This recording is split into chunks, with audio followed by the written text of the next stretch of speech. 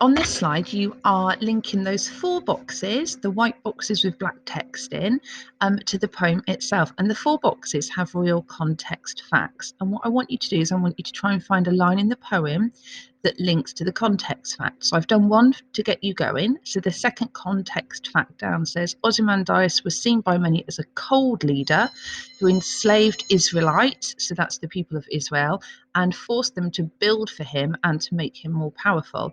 And if hopefully you can see that I've added an arrow to the line that says, and wrinkled lip and sneer of cold command. So command is about being powerful, and cold links to the idea of being a cold, hard leader, which is why I've linked them.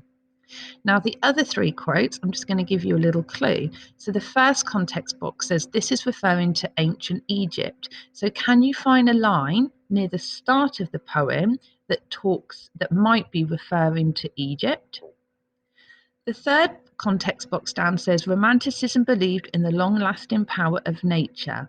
If you look towards the end of the poem, can you find a line that talks about something in nature, something from the natural world that is still lasting and has lasted longer than the statue? And the last context point says Ozymandias had the statue built of himself to show his power, but shows his arrogance instead. So, can you find a link to the statue in the poem? And actually, that one again is you could look fairly at the start of the poem. You could also look towards the middle of the poem as well. So, that should give you some clues.